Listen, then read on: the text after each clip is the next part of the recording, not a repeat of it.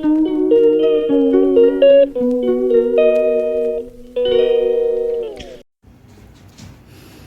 had a bad dream um, that sort of left me feeling drained this morning.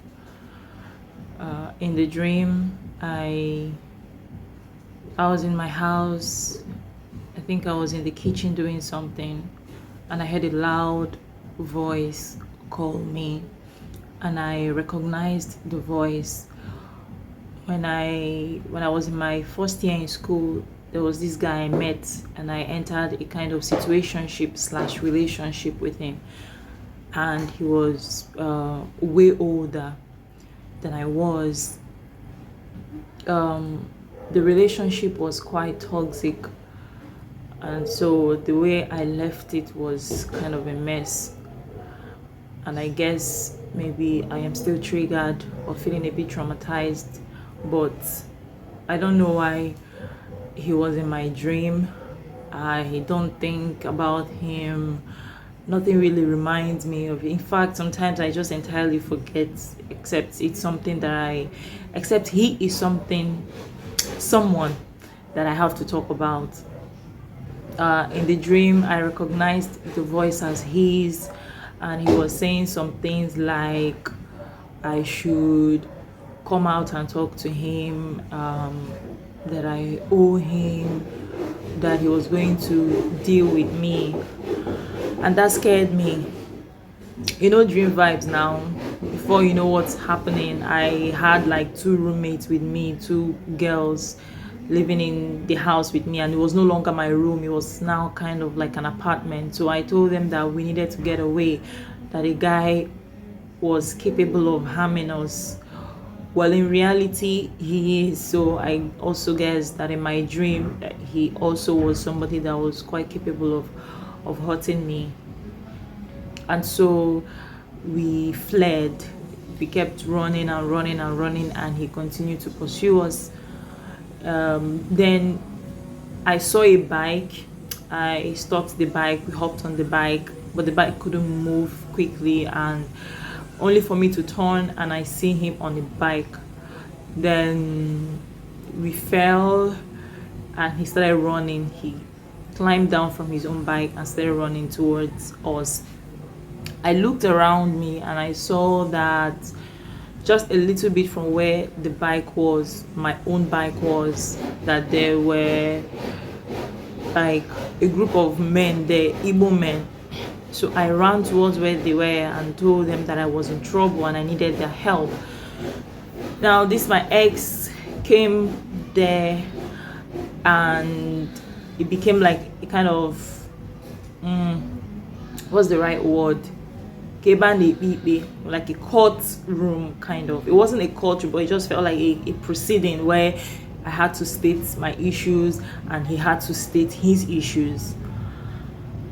And while the proceedings was going on, I knew that if it ended up with a don't harm this girl or don't touch this girl, that he would still follow me back to my house and that he would still harm me. And I was so scared that I started to look around while they were talking, while he was yelling, and telling them that they couldn't scare him, that he was going to do what he wanted to do. And I found a knife nearby, and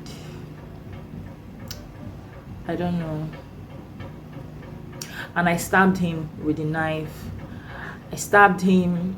There was a door. I ran into the door with those two girls, by the way. They ran in there with me. I locked the door, and he was charging at me. He held the knife and was charging at me where I ran into. I was peeping, thinking, okay, I am done for. He's coming to kill me. He's coming to do something to me.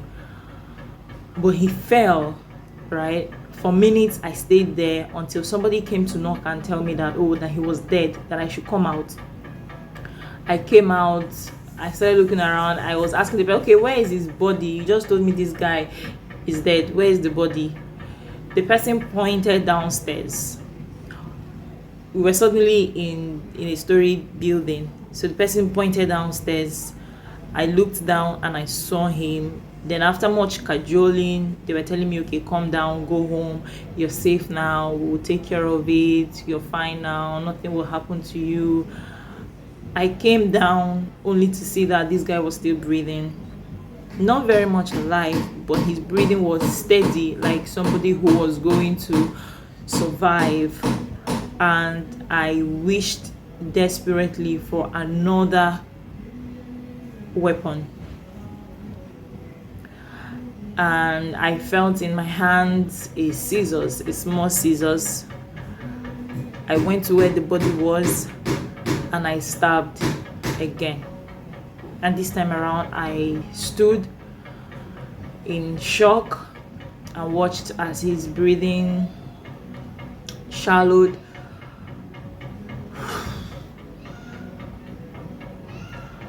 And I waited. They were trying to push me into a van to get me home, but I wanted to be sure that this man was not going to get up. I wanted to be sure that even if he got to a hospital, he wasn't going to survive it.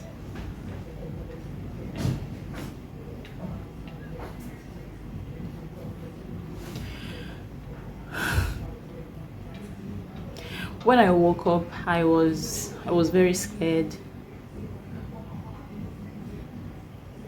I thought, was somebody planning to harm me? But then I also thought, am I capable of doing this? I am soft. Yes, a lot of trauma, a lot of triggers, but I am soft. Little things can make me cry. I am extremely affectionate. In fact, I would have people who tell me you're too compassionate. It's hurting you.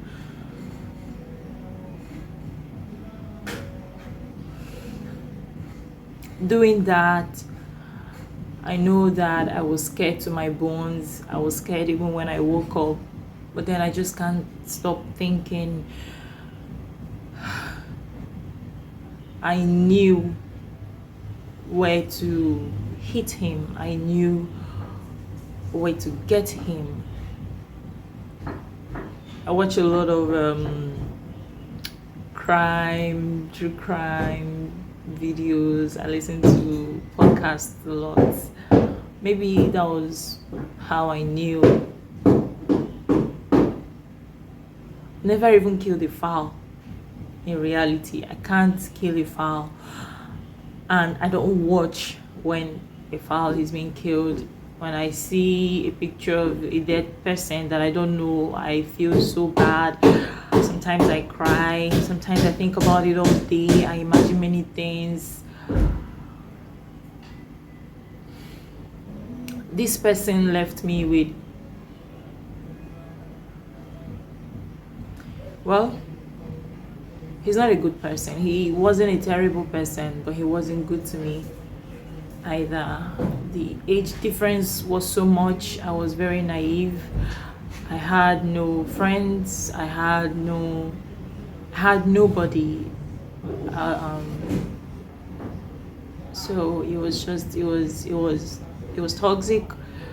It was abusive. But at the time, I didn't know. I was always in fear. I was always scared. And like I said, the way I left was, it was a mess.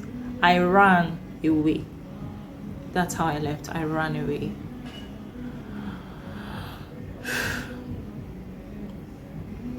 I don't know.